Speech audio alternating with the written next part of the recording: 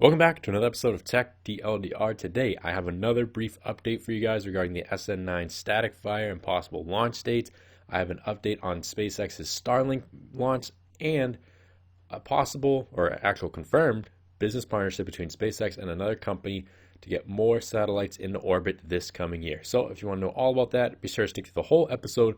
But let's get into the reason why you clicked on this video, which is the SN9's launch date. So again, more locals to the area got this letter in their mail regarding today, Tuesday, January 19th, as a possible alert notice for testing going on in the area.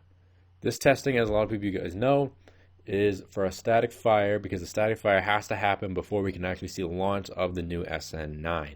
The SN9 has gotten both of the engines that need to be replaced now, and I think that we might see later in today a static fire for the SN9. Now it's from 8 a.m. to 5 p.m. This is in the Texas area, so depending on where you are, times vary, but I think today is going to be the day we'll see the static fire. And if that's true, and we go on the FAA's TFL, we can see that there are space operation clearances in the Texas area from January 19th today all the way until Saturday, January 23rd. I know that doesn't mean too much because it just keeps getting postponed and postponed and postponed, but at least it does give you the hope that, hey, sometime between today and Saturday, there is clearance if they're going to do a launch, so we might see something. We might. If we see the static fire today, we'll probably see a launch before the weekend. I wouldn't be surprised if we do. That's my hope. I know that's a lot of other people's hope. We want to see the SN9 do the launch and land this time. So hopefully, everybody fingers crossed, we're going to see some good action and some good news coming from SpaceX. But regarding news coming from SpaceX, we also have SpaceX announcing that they are not doing their Starlink launch today. They were supposed to do it Monday. It got postponed because of weather. They're going to do it today. But now, to allow for more pre-launch inspections, it's going to be tomorrow, January 20th at 8:02 a.m. Not 8 a.m., not 8:15 a.m., 8:02 for the launch of the Starlink. As I mentioned before, the Starlink is a big part of SpaceX's funding to continue more money into their Starship programs, into getting people onto the moon, onto Mars. So the Starlink is actually a very big component of what SpaceX is doing, although it seems kind of minor to a lot of people since a lot of people are, oh, whatever, I don't need their internet service. It doesn't matter to me.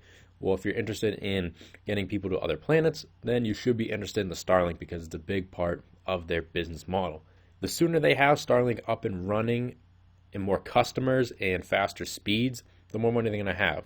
Once they have more money, they can put more into the resources to get better Starships, to get better research and development, to get materials and supplies to put onto Mars, to get people onto Mars.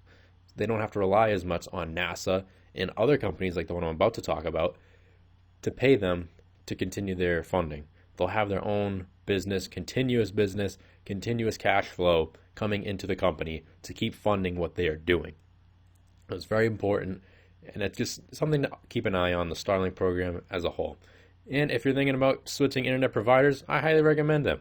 They're super good, super fast speeds. Check them out. I'm not affiliated, by the way, just personal preference.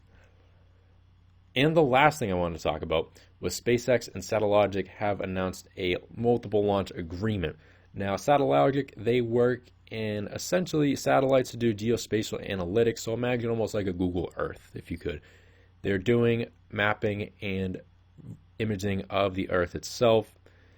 SpaceX is going to be the vendor for them to put their satellites into orbit. Now, they're scheduled for the first launch of June in 2021 this year, and they're going to be completing that in 2022 is when they'll be their final launch. The end of 2022 will be the final launch for this partnership. This is big because, again, like I just said, you want more vendors, more customers, but it also shows that more companies have trust in SpaceX. A lot of customers want to use SpaceX because of the cost efficiency that SpaceX has. Satellogic has said that their admiration for SpaceX and the reason they're working with them is because that they can reuse the rockets and that they understand the whole business practice of finding cheaper and effective ways of conducting the business to make sure that the customers can pay at an affordable price. They don't have to go through NASA was really the only one before, right? Any government company which was so expensive. That's why so many companies couldn't.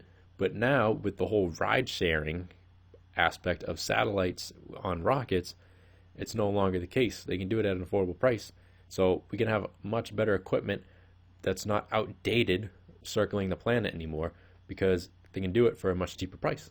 So it's really good to see another company trusting SpaceX and getting better technology into orbit. Really excited to see that, and excited for SpaceX with new partnerships. And that's all I have for you guys for this episode. Now, I know there wasn't much info today regarding the SN9, but again, I can only work with what's really given to us at this point, and it's not that much. If I find more info, if we get more details, I will be presenting it to you guys, so don't worry. Do these updates every day. So make sure you subscribe to the channel, so that way you'll get all the updates. And also smash the like button on your way out. It helps the YouTube algorithm. I appreciate it a lot. And let me know in the comments what you guys think. Anyways, be sure to have a good one.